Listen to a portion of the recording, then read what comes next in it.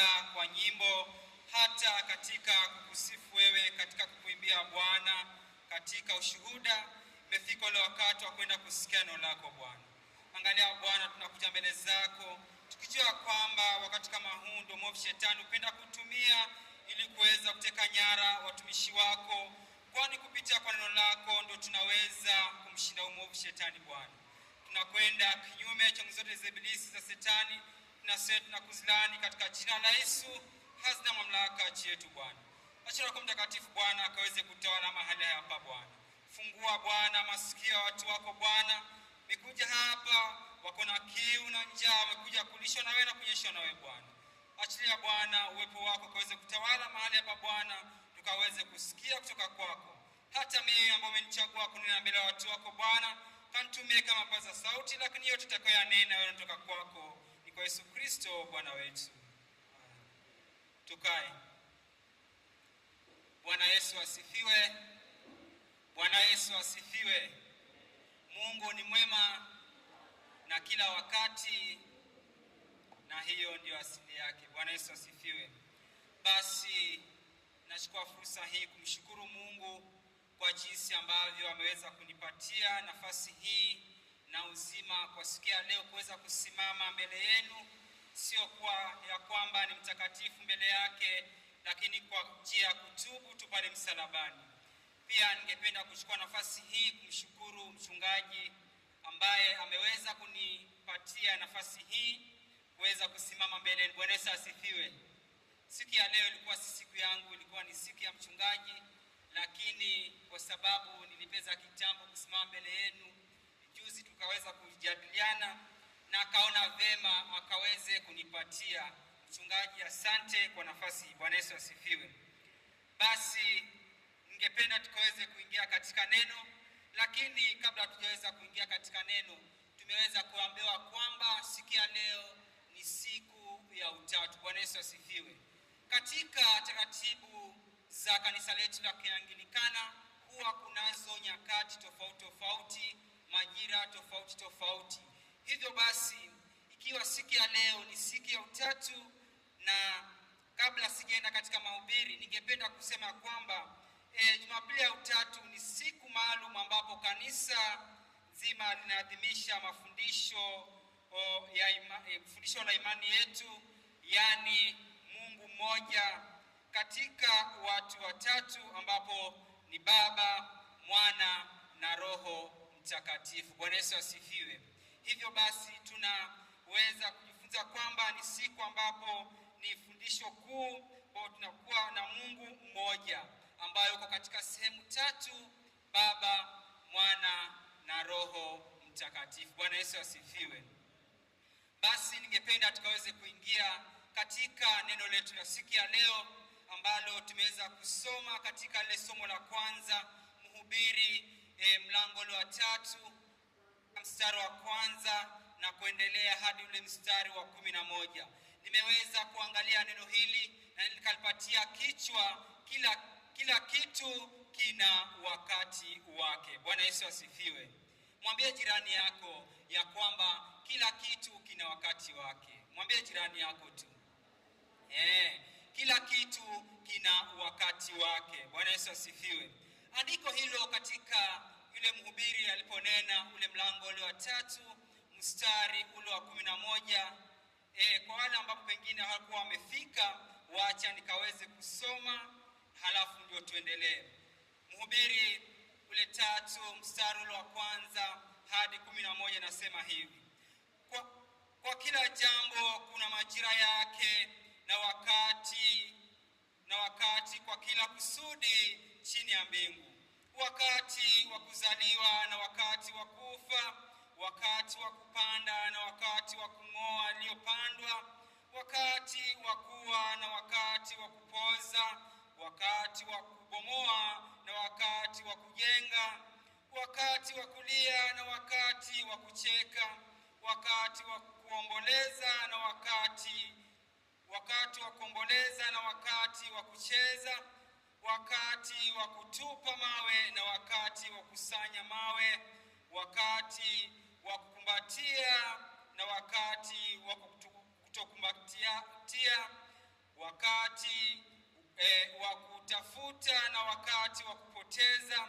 wakati wa kuweka na wakati wa kutupa, wakati wa kurarua na wakati wa kuchana, wakati kunyamaza na wakati wa kunena, wakati kupenda na wakati wa kuchukia, wakati wa vita na wakati wa amani. Je, mtendaji anayo faida gani katika yale anayojishughulisha nayo? Nimeiona taabu ambayo Mungu amewapa wanadamu ili kutabika ndani yake. Kila kitu amekifanya kizuri kwa wakati wake, tena ameiweka hiyo milele ndani ya mioyo yao. Ila kwa jinsi mwanadamu asivyoweza kuvua kazi ya Mungu anayoifanya Mungu mwanzo hata mwisho. Na hili ndilo la Bwana. Ndugu zanguni, tunapokutana leo tunaweza kuwa katika tofauti. Wengi na furaha, wengine wana huzuni, wengine wanaogopa yajayo, lakini neno la Mungu linatuambia ukweli mmoja: kila kitu kina wakati wake na kila kusudi chini ya mbingu lina wakati wake. Bwana Yesu asifiwe. Tunapokutana mahali hapa tunaona kwamba tunaweza kuwa katika misimu tofauti. Bwana Yesu asifiwe.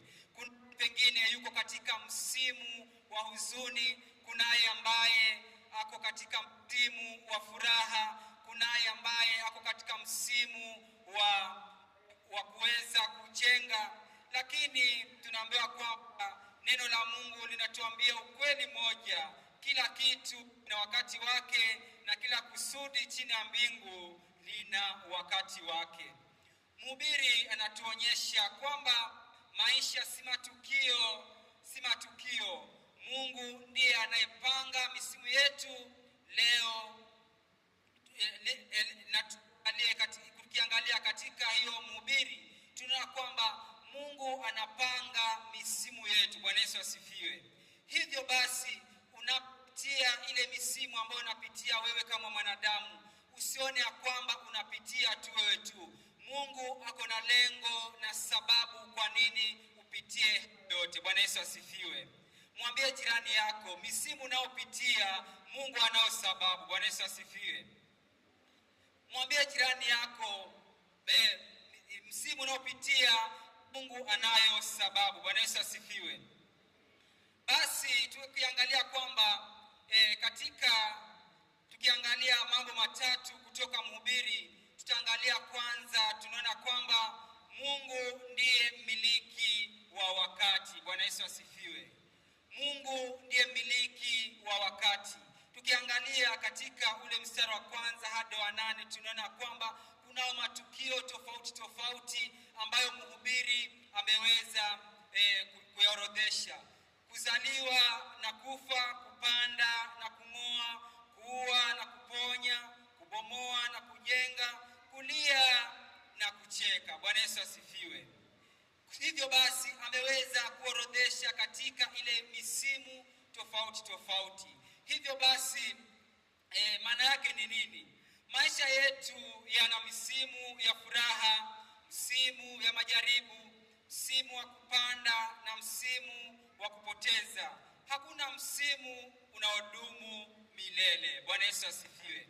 Hivyo basi katika misimu ambayo unapitia katika maisha, haimaanishi kwamba msimu ule utaweza kudumu milele na milele. Bwana Yesu asifiwe. Msimu unaopitia ni wa muda tu, lakini Mungu atakusaidia na utaweza kupita. Bwana Yesu asifiwe. Usipingane na misimu yako. Omba hekima ya kutambua na kuitumia kwa utukufu wa Mungu. Wakati wa kulia, lia kwa Mungu. Wakati wa kucheka, mshukuru Mungu. Bwana Yesu asifiwe. Ijapo ni msimu ambao utakuwa ni msimu wa huzuni, Bwana Yesu asifiwe, Ikiwa ni msimu ambao umefika, unaona kwamba ni msimu wa huzuni, msimu wa kulia, ni wakati ambapo unastahili kumlilia Mungu. Bwana Yesu asifiwe. Ukamlilie Mungu ili ukaweze kujiweka karibu na Mungu. Bwana Yesu asifiwe. Lakini pia mhubiri anazidi kunena kwamba ukifika kama ni msimu wa furaha, ni wakati ambapo tunastahili kwenda kumshukuru Mungu. Bwana Yesu asifiwe. Jiulize wewe kama Mkristo ambao uko hapa, nijiulize mimi, ni misimu gani ya huzuni ambayo ninapitia ninaweza kumtafuta Mungu? Bwana Yesu asifiwe. Ama misimu ile ambayo inakuja huzuni, tunaweza kutaabika katika maisha yetu. Bwana Yesu asifiwe. Tunaambia kwamba ni wakati ambao tunastahili kumtafuta Mungu katika maisha yetu. Bwana Yesu asifiwe. Je, unaweza kumtafuta Mungu katika msimu ule? Na wakati ule ambapo ni msimu wa furaha, unaweza kumshukuru Mungu. Bwana Yesu asifiwe. Mchungaji amesema kwamba tunastahili kumshukuru Mungu katika kila jambo. Jiulize asubuhi ya leo, jiulize mchana wa leo, ni mara ngapi umeweza kuchukua hatua na kusema kwamba namshukuru Mungu kwa mema ambayo ameweza kunitendea. Bwana Yesu asifiwe. Sehemu ya pili tunaona kwamba Mungu amefanya kila kitu kizuri katika wakati wake. Bwana Yesu asifiwe. Tukiangalia katika ule mstari wa 11a, unasema kwamba amefanya yote kuwa mazuri katika wakati wake. Bwana Yesu asifiwe. Hii ndiyo matumaini yetu. Hata kama sasa haeleweki, Mungu anaona picha nzima. Kile kinachoonekana kama kuvunjika kwake ni ujenzi. Kile kinachoonekana kama kupoteza kwake ni kupanda mbegu. Bwana Yesu asifiwe. Hivyo basi, Mungu anafanya kila kitu kizuri katika wakati wake. Bwana Yesu asifiwe. Kile ambacho unaona kwamba ni kupoteza kwake ni kupanda mbegu. Bwana Yesu asifiwe. Hivyo basi, katika ile misimu ambayo tunapitia katika maisha yetu, Mungu anaifanya kuwa vitu vizuri katika wakati wake. Bwana Yesu asifiwe. Huzuni ambayo uko nayo, mwisho wake itaweza kuja kubadilika kuwa raha. Bwana Yesu asifiwe. Matatizo ambayo unapitia, mwisho wake utaona kwamba inakuwa raha. Bwana Yesu asifiwe. Tukiangalia katika Biblia, tukiangalia mtumishi yule Yusufu, aliuzwa akafungwa gerezani. Ilikuwa msimu mgumu sana kwake Yusufu. Bwana Yesu asifiwe. Aliweza kuuzwa na baadaye akatupwa gerezani. Ulikuwa msimu mgumu sana katika maisha ya Yusufu. Lakini baadaye alisema ninyi mlikusudia mabaya juu yangu, lakini Mungu alikusudia mema. Bwana Yesu asifiwe. Hata wale ndugu zake ambao waliweza kumuuza, baadaye walikuja kuona muhimu wa Yusufu. Bwana Yesu asifiwe. Aliweza kuja kuwasaidia familia yake. Bwana Yesu asifiwe. Akaweza kuja kutafsiri ndoto ya mfalme.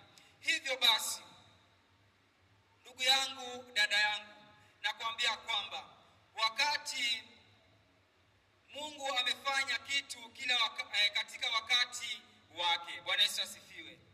Mabaya yale, msimu ule mgumu ambao unapitia, utaweza kuja kubadilika kuwa raha katika maisha yako. Bwana Yesu asifiwe.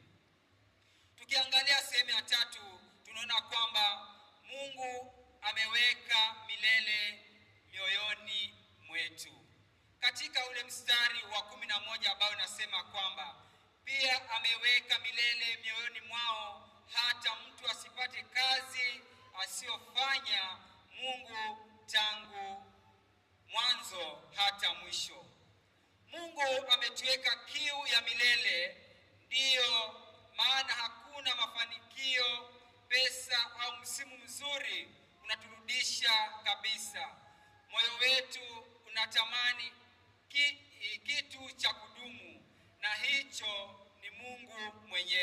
Yesu asifiwe. Tunastahili tuwe tuko na matamanio na vitu vya kudumu. Tunastahili tuwe na matamanio ya kuweza kuishi milele. Tuwe na matumaini ya kuweza kumwona huyu Mungu. Bwana Yesu asifiwe. Hivyo basi ni lazima tunapoishi katika dunia hii tuwe na matamanio ya uzima wa milele na milele. Bwana Yesu asifiwe. Misimu tunayopitia katika maisha yetu isitufanye kwamba tuweze kukosa ile nafasi ya kuingia katika uzima wa milele. Ni wajibu wetu tukaweze kumlilia Mungu katika msimu wowote, tukaweze kumshukuru Mungu endapo ni wakati tumeweza kufanikiwa katika maisha yetu, ili hatimaye tukaweze kuona kwamba tunaingia katika uzima wa milele na milele. Usishikamane na msimu kiasi cha kumsahau Mungu wa msimu huo. Bwana Yesu asifiwe. Wakati mwingine tunakuwa na misimu ambayo inatufanya kwamba tunaweza kumsahau Mungu. Bwana Yesu asifiwe. Kazi ambazo tunafanya katika maisha yetu zisitufanye sisi tukaweza kumsahau Mungu. Kumbuka ya kwamba kazi ambayo unafanya ni Mungu mwenyewe ndiye aliweza kufanya nini? Kukupatia. Bwana Yesu asifiwe. Tunajua kwamba msimu kama huu huwa ni msimu wa kulima. Wakati mwingi sana tunatoa sababu ya kwamba tunaenda mashambani. Misimu ambayo tuko nayo isitufanye tukaweza kumsahau Mungu. Bwana Yesu asifiwe. Iwe ni misimu ambayo tunamtafuta Mungu kila wakati. Bwana Yesu asifiwe. Iwe ni msimu ambayo tunamtafuta Mungu kila wakati. Vumilia wakati wa huzuni, lakini ujue Mungu yuko pamoja nawe. Bwana Yesu asifiwe. Iwapo ni wakati wa huzuni, jua ya kwamba Mungu yuko pamoja nawe katika huzuni ile. Bwana Yesu asifiwe. Na Mungu hatakuacha, atakupigania na hatimaye huzuni yako itageuka kuwa raha. Bwana Yesu asifiwe.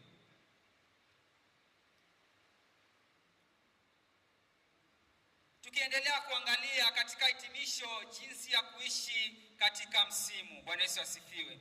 Jinsi ya kuishi katika msimu, kunazo hekima 3 ambazo tunastahili kufuata.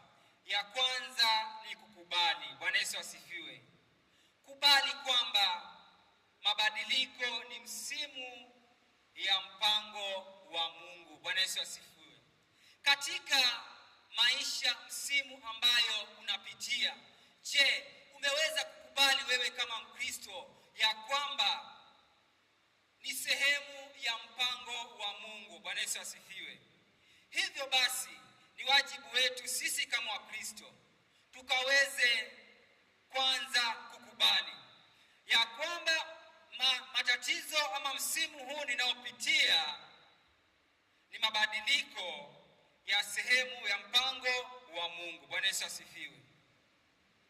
Wakati mwingine tunapata misimu kiwango cha kuwa hatutaki kukubali hii misimu ambayo tunapitia. Shida ambayo tunapitia ni msimu, ni mpango wa Mungu. Tunaweza kujiuliza, tunakaa tunasema kwamba Mungu, kwa nini umekubali hii itokee kwangu?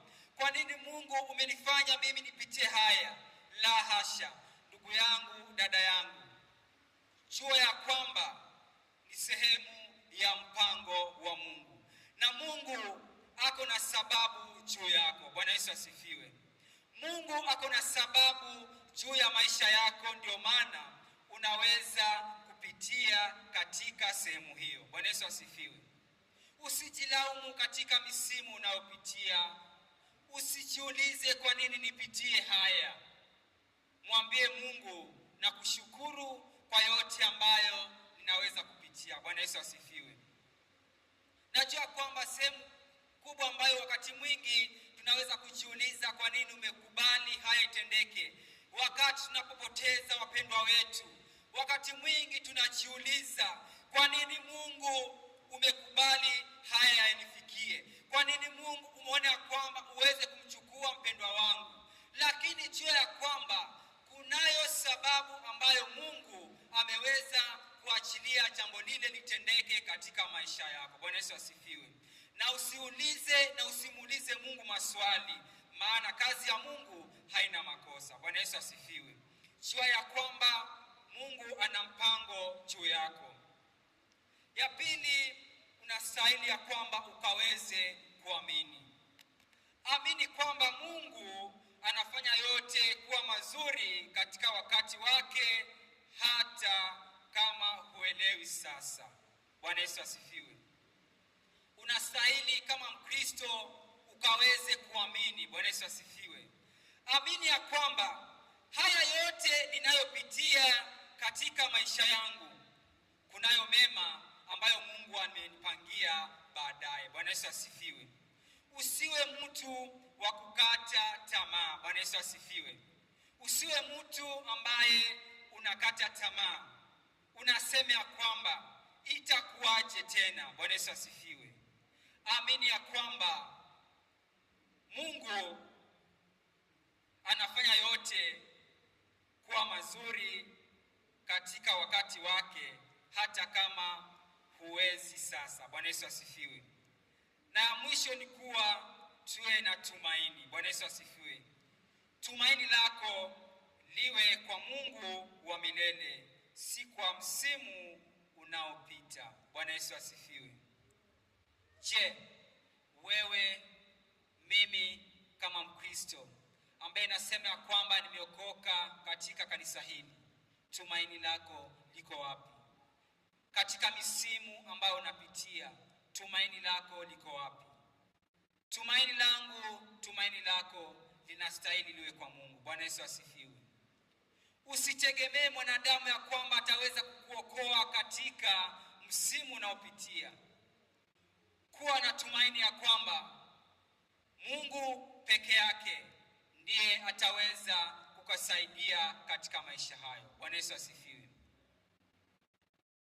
Ndugu yangu, dada yangu, mchana wa leo ninapomalizia, jiulize katika maisha yako, ni msimu gani ambao unapitia? Mhubiri amenena nasi neno hili. Wakati ule ulikuwa ni wakati ule mhubiri akinena. Mchana wa leo neno limekuja kwetu. Ni misimu tofauti tofauti ambayo tunapitia katika maisha yetu. Ni wajibu wetu tukaweze kukubali ya kwamba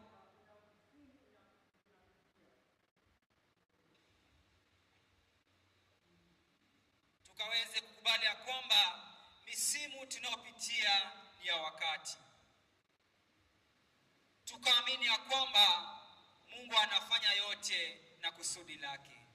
Na hatimaye tumaini letu, matumaini yetu tunayaweka kwa Mungu.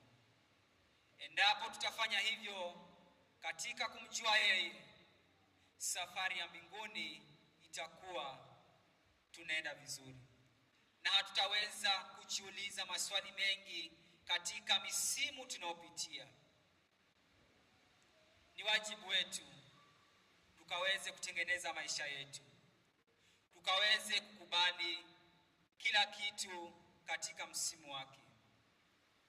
Isije ikawa imefika msimu wa raha ukafurahikia. Ni wajibu wako ukaweze kutoa shukrani. Bwana Yesu asifiwe. Ukifika wakati msimu wa huzuni, ni wajibu wako ukaweze kumtafuta Mungu. Piga magoti, muombe Mungu. Soma neno la Bwana, ukamwambie Bwana, na kuomba ukaweze kunitoa katika hali hii. Najua kwamba ni mapito haya ambayo ninapitia, lakini hatimaye hali hii itaweza kugeuka kuwa furaha katika maisha yangu.